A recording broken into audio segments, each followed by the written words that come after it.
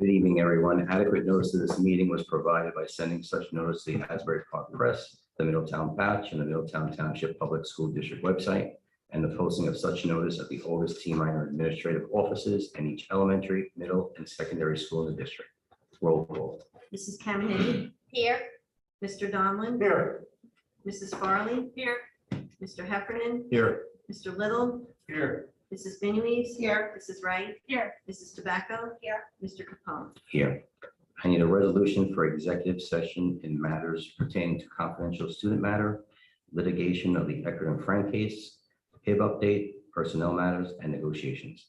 So moved. Second. Discussion? All in favor? Aye. Opposed? Abstentions? Thank you, everyone. See you in a little while.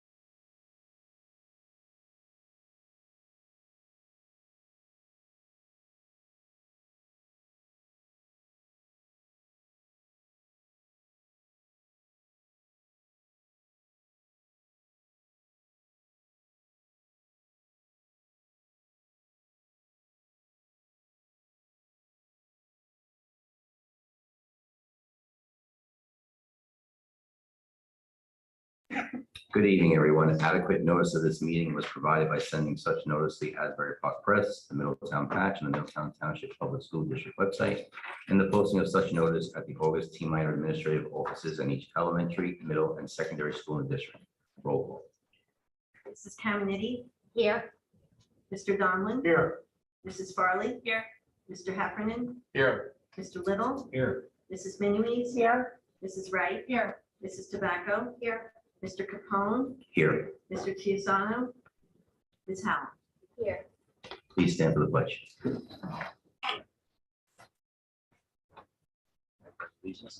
the flag of the United States of America, and to the republic for which it stands, one nation, under God, indivisible, with liberty and justice for all.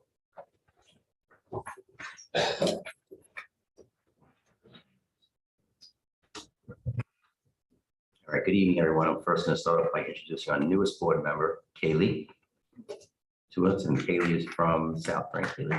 Right. Mr. Chiusano is not with us today, but I'm sure he will be with us at our next meeting.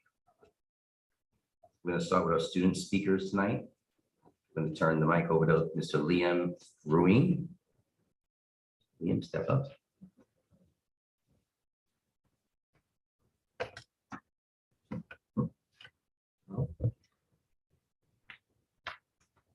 Should be.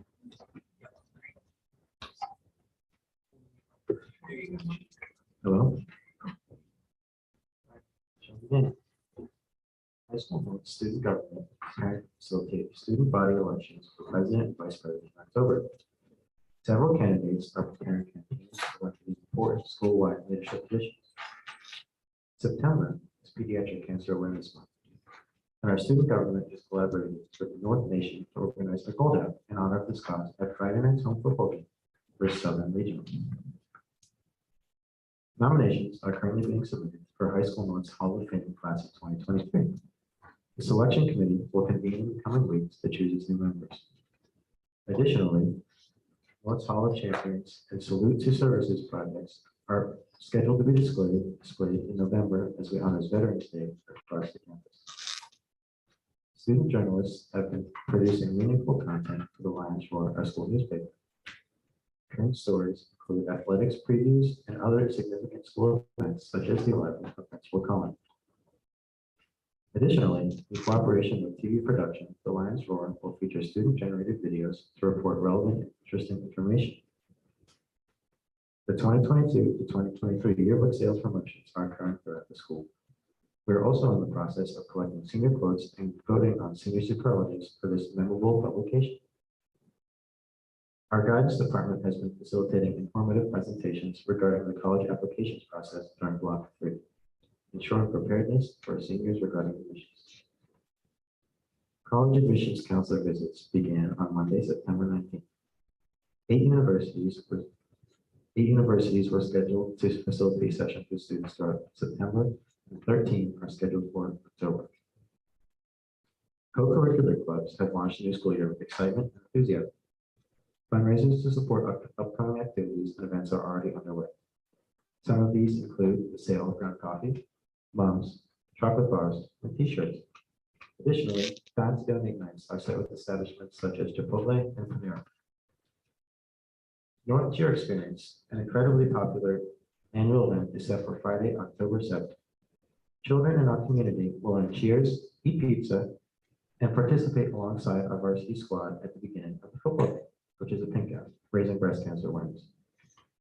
Our gymnastics team is also selling shirts in support of breast cancer awareness during October. Plans are underway for Haunted Woods, an amazing community event at Tyndall Park. This Halloween experience is scheduled for Saturday, October 13th. The Haunted Woods typically raises over $10,000 each year. The planning process has begun for our drama club's elementary talent show, which is scheduled for Thursday, October 13th. Students have recently submitted a proposal for a kindness club whose mission is to spread the power of compassion and positivity on school grounds as well as across the community. Thank you. That is all. Thank you, Liam.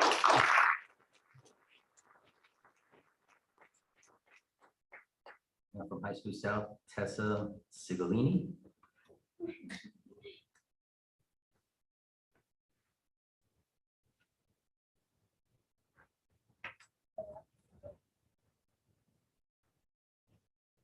Hello? There you go. Okay, so just some things that have been going on south lately. So we did have some start strong testing that took place this week and all went really well. For South fall sports, they're off to a really great start. The football team reported 2 come from behind wins over Long Branch and Manalapan to open their season, and were named the Shore Sports Network Team of the Week during week 2. The boys soccer team upset at number 2 ranked Freehold Township in their opening game of the season, while the field hockey team is off to a great 3-0 start with wins over Ocean, Manswan, and Freehold Township. And then Mr. Lawson met with the Student Council Executive Board for lunch on Friday, and we'll be doing this every month moving forward. So 4 films from Middletown High School South were selected to be screened at this year's New Jersey School Boards as a part of the Garden State Film Festival and Best of Best. Films will be screened on both October 25th and 26th. 10 films from Middletown High School South were selected to be screened at the Edison Historic Site in West Orange over the summer.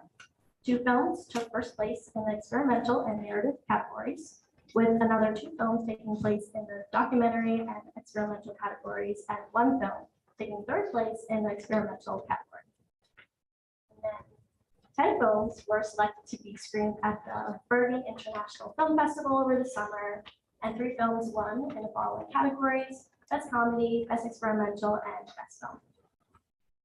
And then another 10 films were selected to be screened at the Brightside Tavern Film Festival over the summer, and 3 films won in the following categories: Best Comedy, Best Experimental, and Best Editing. And then finally, 2 films were screened at both the Southeast Pennsylvania Teen Filmmaker Showcase Festival, and the film won Best in Other Patterns. And then we have our very own Abigail Stalker, grade 12, has been named South's nominee for the National Society Daughters of the American Revolution's Good Citizen Award. Abigail will participate in an essay writing contest. She was chosen based on having all the qualities of a good citizen, like dependability, service, leadership, and patriotism. And then we have a few new initiatives at South. So the Diversity Club is spearheading a kindness campaign. So officers of the club met with Mr. Lawson over the summer, and they devised a plan to recognize random acts of kindness on a daily basis. There were several other aspects of the campaign going forward, and we will report out on those. The administration, with support from the PFA, will be recognizing the Students and Citizens of the Month as nominated by teachers, and Teachers of the Month as nominated by students. The PFA is providing awards such as gift cards for those recognized. Mr. Lawson held the first of what will be monthly luncheons with the student council officers last Friday, as I said before. And these students basically just provided input on a variety of topics, including the upcoming bonfire, and they tentatively scheduled for November 22nd. And then lastly, the student council is looking forward to planning a larger school-wide spirit event that we kind of lost during COVID. And we're starting off the year with strong school spirit and student presence at campus. And we're hoping to continue to build off of this throughout the year. Thank you. Thank you, Tessa.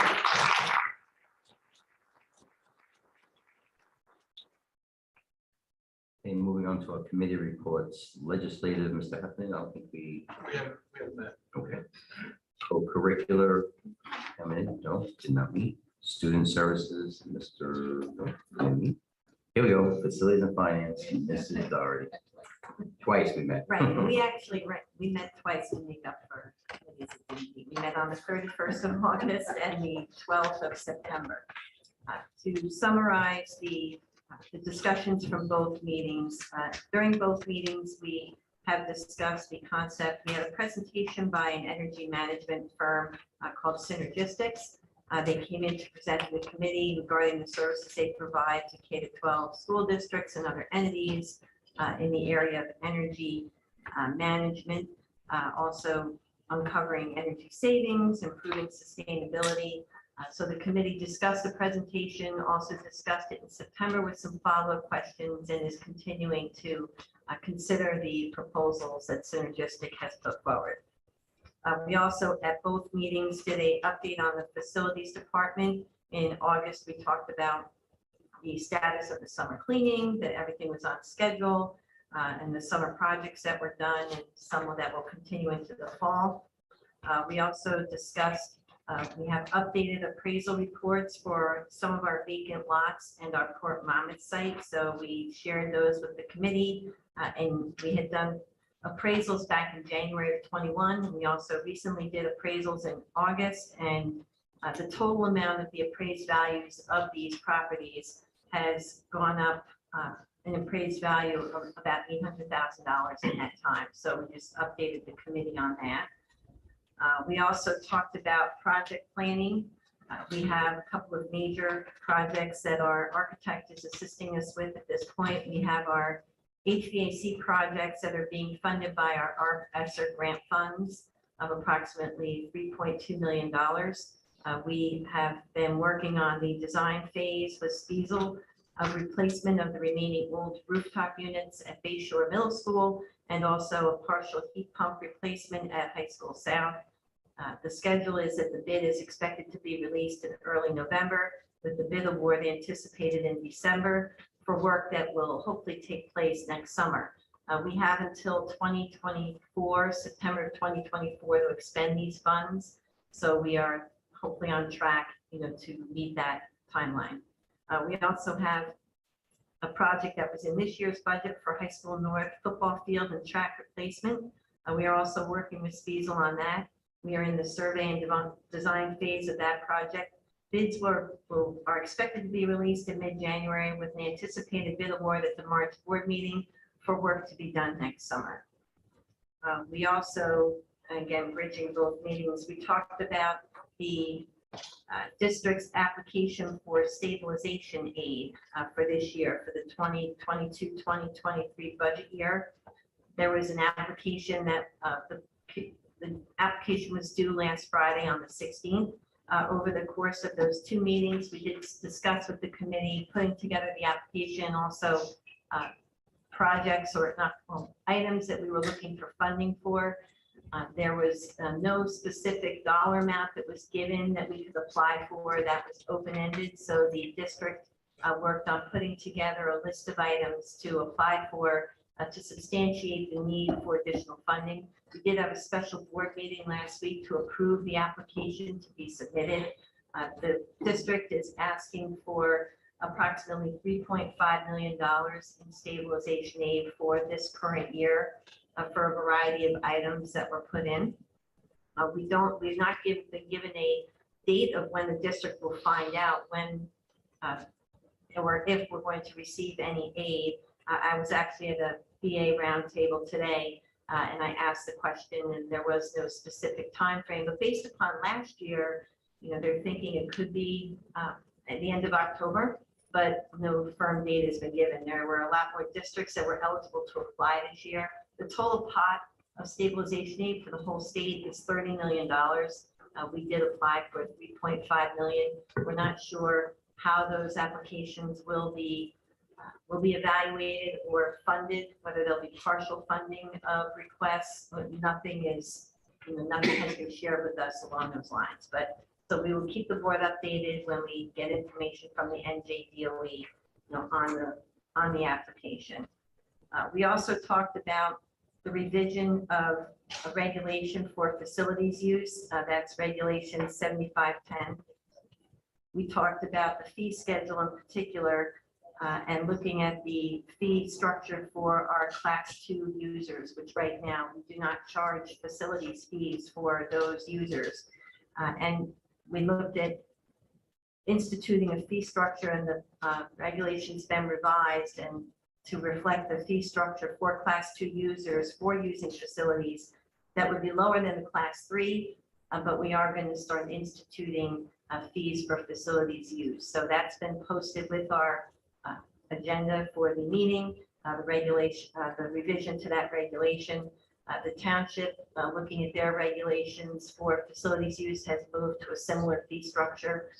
So we are going to be introducing that with the regulation revisions. We also talked about, I'm trying to condense the two meetings. In addition to talking about the stabilization aid, we also updated the committee at the September meeting that about a discussion and a meeting that we have with the New Jersey Department of Ed Finance Department regarding state aid funding. Mr. Capone and I reported out to the committee on this meeting. We have met with representatives from the New Jersey DOE Finance Department, the governor's office, and Senator Vingle Powell was also a participant in the meeting to discuss the level of state aid funding that Middletown receives. We did get some additional perspective on the funding formula factors for state aid. We did ask them, Mr. Capone and I, for additional information from the NJDOE regarding levels of state funding for districts similar in size and grade span to Middletown. At this point, Middletown is receiving just shy of $1,500 per student, and we were looking to get information so we could compare our level of funding per student versus other districts of similar size and grade span.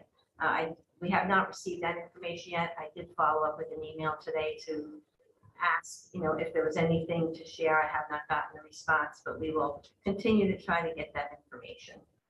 We also talked about the New Jersey Working Class Families Anti-Hunger Act. That is a law that was signed that will raise the income threshold above the federal limits for free and reduced meals for the 23-24 school year. So it's not going to be in effect for this year. The state will then be funding the difference to the districts in meal reimbursements to make the districts whole. So in essence, we get reimbursements already for free and reduced meals at the amount that's set by the federal government. The state will be raising the amount of families that are eligible and will then be funding us for the difference. So we will be implementing that with next year's food service program. And that summarizes the two meetings, unless you want to add something, Mr. Just adding on that, the tranche for the $30 million was only about 135 districts, if I remember. So 600 plus school districts in New Jersey, there's only going to be about 135 that will be eligible for the $30 million. Thank you, Ms. Starry. Moving on to policy, Mrs. Tobacco. Now you want to do that, Dave? I do. Good evening. At our September 13th policy committee meeting, we revised the following policies that are on the agenda this evening for first read. Political activities policy 3233 for teaching staff. The following changes were made. It now reads that classroom decor will now be required to be germane to the academic content of the subject being taught instead of just the subject. In addition, the revised policy requires the decor to be related to the content at the time that it is being taught. Policy 2240, controversial issues. The following revisions were made. When controversial issues are used in class, they should promote critical thinking skills and must be aligned with the approved district curriculum. The revisions also name the teacher as the individual with authority in the classroom, and it broadens the administrators who can assist teaching staff members in developing a sensitivity to the occurrence of controversial issues from what was the superintendent to now just administration in general can assist in that process. Policy 2430, co-curricular activities. We made a change on that policy. Grades for ineligibility for participation in co-curricular activities were changed from 6 to 12 to 9 through 12. Middle school procedures will focus on remediation of academic deficiencies. The policy really is more driven toward high school students. What we're going to do is put an action plan in place for middle school students who have academic deficiencies instead of following the high school procedures. And like Ms. Doherty mentioned just a minute ago, that there's also 2 regulations that are being revised and do not need to be voted on, but are on the agenda tonight. She discussed the revision of regulation 7510, the use of school facilities. Regulation 7510 is being revised to reflect that class 2 users will be charged for district facility use at this point. And regulation 3270, lesson plans and plan books, was also revised. Regulation was updated to align with current instructional practices and requires staff to cite specific instructional resources. Any questions? Thank you. Thank you, Ms. Kirkpatrick. Moving on, curriculum instruction, I don't think anybody met this month, right, Kate? That's right. Okay. Shared services, no. Strategic planning, no. Personnel. I think everything that we discussed is on the agenda. Yep, you are correct. All right. I'm just gonna move to my report real quick and say a big thank you to New Monmouth Elementary School children, Justin Bader and Derek Solai, for their integrity and honesty in finding a wallet at High School North football game and returning it.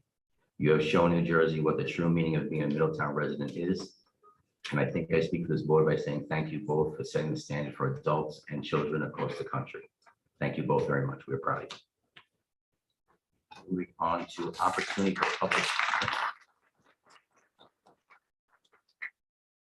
for public comment on agenda items only. Anyone has a public comment, please step up, state your name and address for the record. Seeing no member coming to the mic, we're going to close public comment. Moving on to a proclamation, approval of proclamation for Alpha Delta Kappa Month. I need a motion to approve the minutes, special voting meeting 8/15/2022, executive session 8/23/2022, and workshop voting meeting 8/23/22. So moved. Second. Discussion. All in favor? Aye. Opposed? Abstentions? I'm not, now turn it over to Mrs. Doherty. Yep. Report of the board secretary. Yes, so we have a change in the format of this section of the agenda for this month because it's been clarified and we're now required to pull out the part that says board secretary's monthly certification that was previously a voting item. It's no longer a voting item for the board, and it is just a certification that I, as a business administrator, will state to the board that we're certifying that no line item has any encumbrances or expenditures which in total exceed the line appropriation in violation of New Jersey Administrative Code. So that's not a voting item. That's now the board secretary's business administrator's monthly certification. So your voting items will just be 1, 2, and 3 under the report of the business administrative board secretary. May I Very ask a much. question? Yes. Amy, why did that change? I'm just curious. Like one, Honestly, Leonora, I've looked at that for years and wondered why the board was voting on it, because again, it is a certification that the board secretary and the business administrator are saying that the report is in compliance with code and that that's not something that Somebody the board, woke up that the and board had would this- say yes or no on. It's essentially a certification. So I think it's totally appropriate that it's now this way. I'm not complaining. I just think. No, I've looked at How this for many years years and have we it's finally voted on? changed. Yeah, so. Somebody woke up and decided, oh, okay. I think Leonora still wants to vote on this. No, I don't know. So are you voting with yes, Leonora? Yeah, I think so.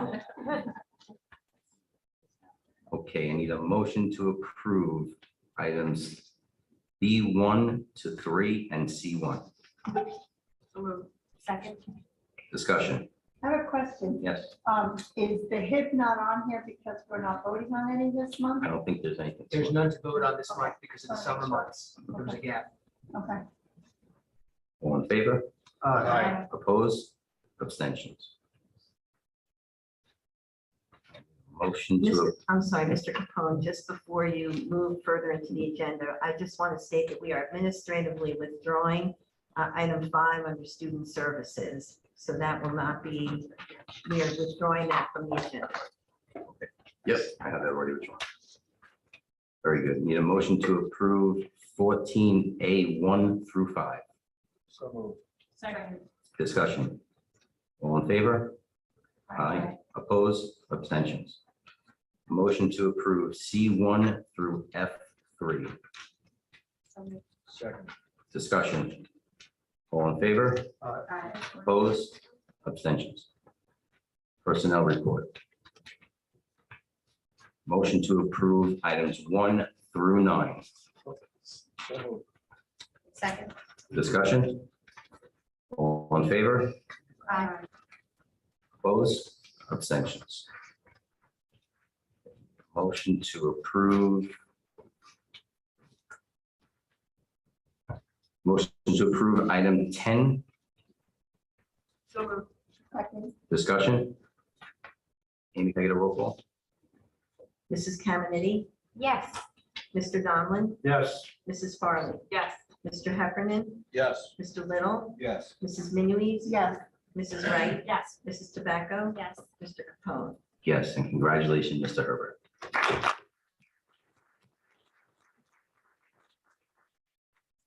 A motion to approve number 11, So moved. Second. discussion. Roll call on 11, please, Amy. Mrs. Caminiti, Yes. Mr. Donlin, Yes. Mrs. Farley, Yes. Mr. Heffernan, Yes. Mr. Little, Yes. Mrs. Minuit, Yes. Mrs. Wright, Yes. Mrs. Tobacco, Yes. Mr. Capone. Yes, and congratulations, Dr. Cook.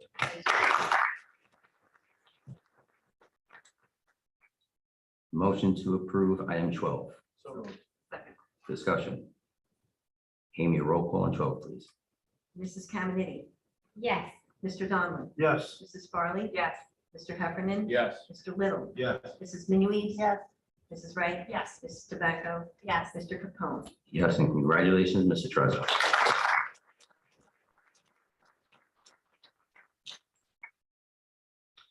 Motion to approve 13 through 18, So moved. Second.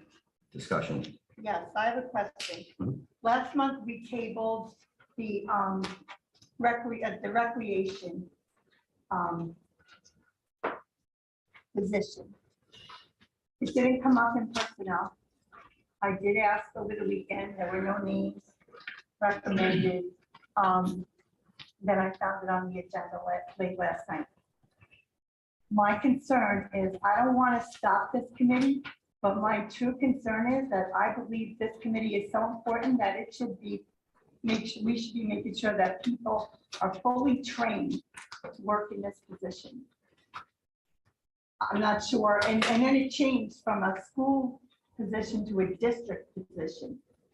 So did you go out to award this through the district? This has always been a district decision. Well, last month it had school on it.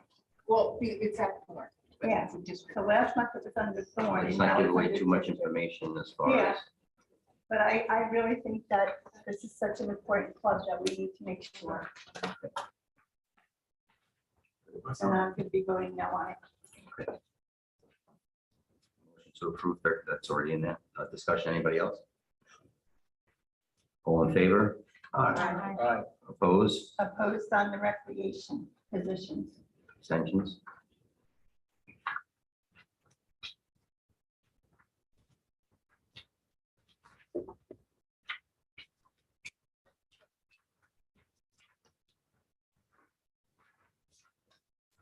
To new. I'm sorry, old business first. Anyone for old business? New business? I would just like to say, back to school nights have been really well attended. It's great to see everybody back in the buildings. It's great to see the students' works displayed in the elementary schools. It's just a good feeling to be back and attending sporting events. It's very exciting. Both high schools, their cheering sections are phenomenal, well-behaved, very excited to be a part of the school communities. And I look forward to seeing a lot more of that. Absolutely. I have one down and 4 more to go, Joe, so I understand how the back to school nights are going. Yep. Tomorrow's 2, so And I got one of each school, so that makes it really interesting. there you go. Yeah. All right, anything,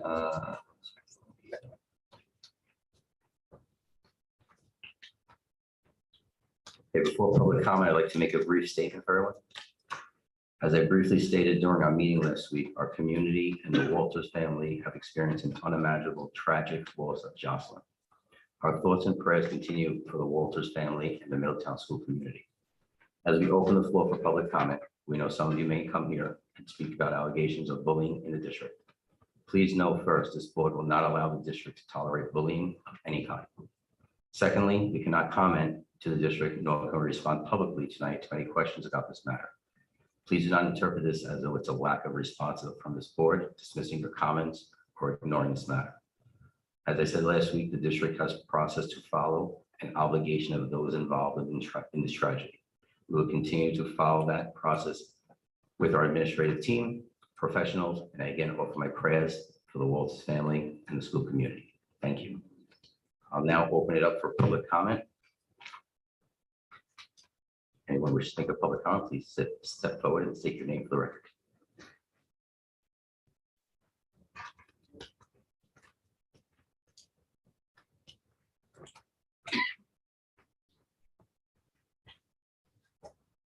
Just hold it.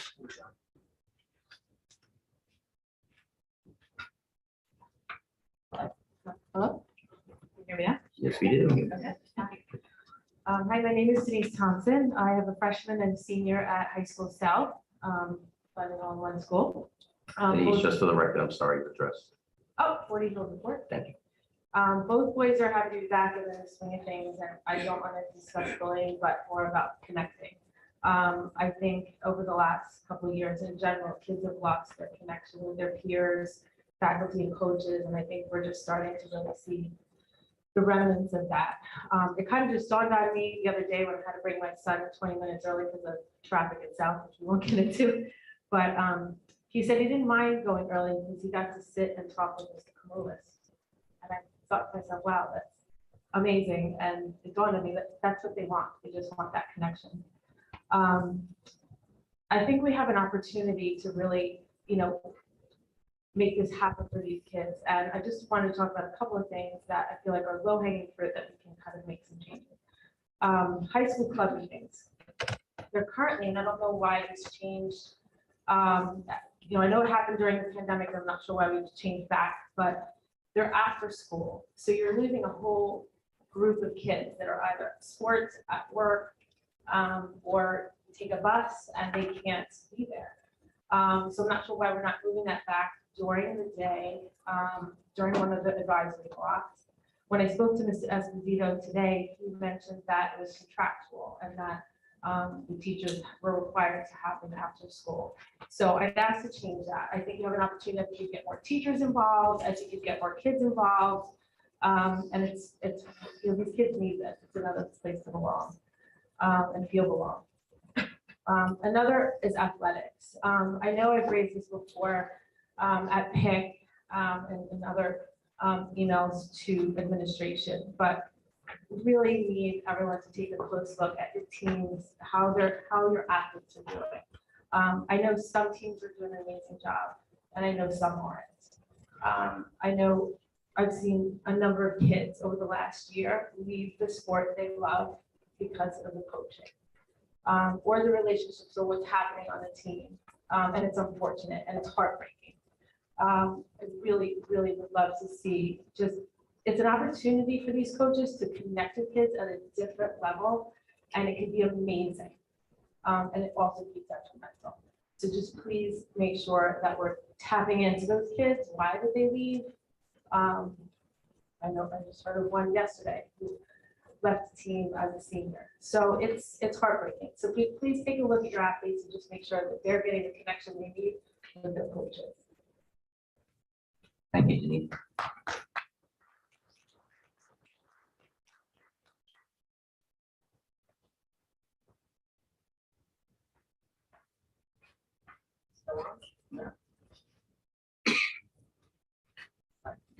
Just hold it.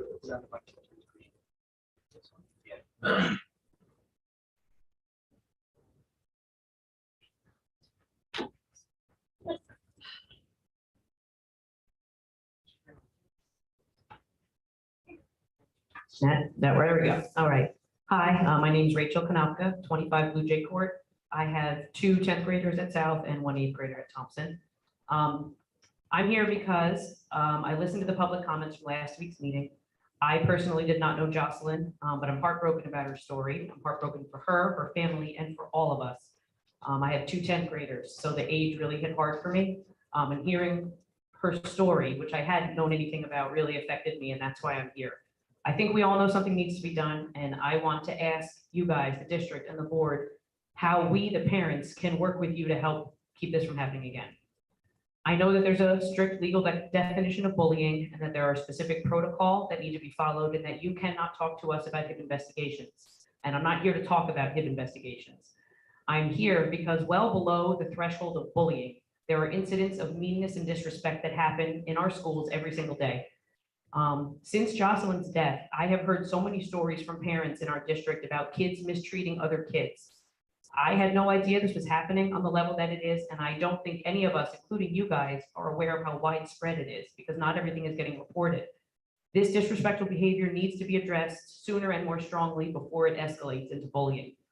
We have to all look this in the face and come up with a plan. It's not something that I think as a district we should be embarrassed about. This is reality, and I think we all need to work together to try to fix it for our kids.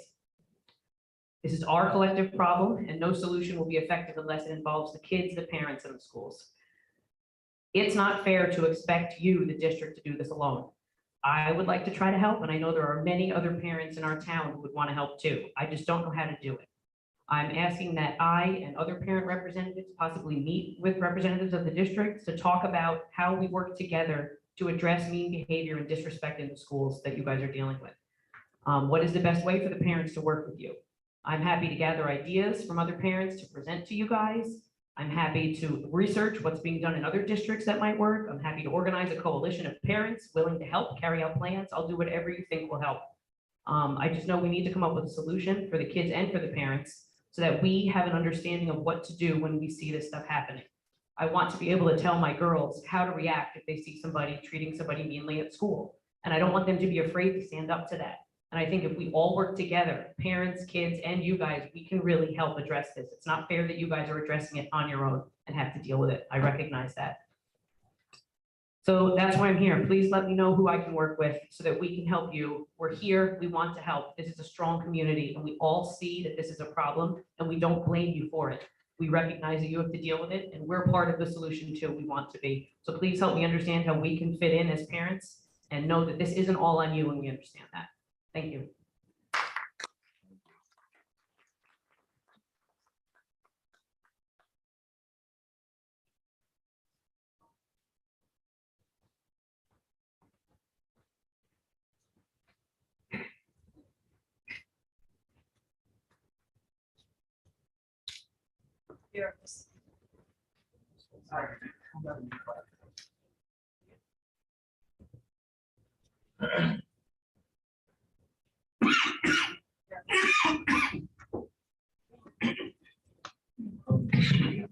Vera Safety Eshar Drive. I just want to jump on what Denise said about clubs. For a parent that has a child that's very shy and is attempting to find friends, any friends, it has been heartbreaking to find that every club that she would be interested in is meeting after school, and she has not been able to attend. So since she cannot speak for herself, I'm in communication. I'm trying to write to the advisors to see if there's anything that she can do to somehow participate. But I think we really, like Denise said, I think this is low hanging fruit. Unless the contracts have changed, since my older kids went to school, they all met during advisory, during block 3. My son's favorite block 3 activity was to go with the friendship club into the small gym and play basketball or whatever the activity was with the kids with special needs. And I really think that what we're setting up here is a situation where it's haves and have-nots again. So the kids that have mom that's home and can pick them up after school or have transportation, and the ones that don't can't participate. So I hope that we can look at that. Also, policy D1 or policy 7510, class 2 users. I just want to point out that those class 2 users tend to be, and Mr. Kirkpatrick can correct me if I'm wrong, but organizations like Rally Cap Sports, Boy Scouts, and things like that. I hope that you've discussed with those organizations, because although it doesn't seem like a lot, Rally Cap in particular charges the kids and young adults with special needs virtually nothing to be able to attend, and the volunteers that assist that organization are all kids and community members from our schools. And it's a really wonderful organization, but I don't know what a fee like that will do, or whether they'll have to look elsewhere or whatever. But I just wanted to make that point, that such a great organization that I hate to see them take on fees. Thank you.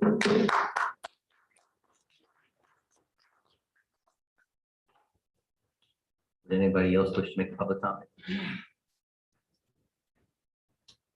Seeing no one else coming to the public. Going to make a motion to adjourn the meeting. So. Discussions? All in favor? Aye, opposed, abstentions. Have a good night, everyone.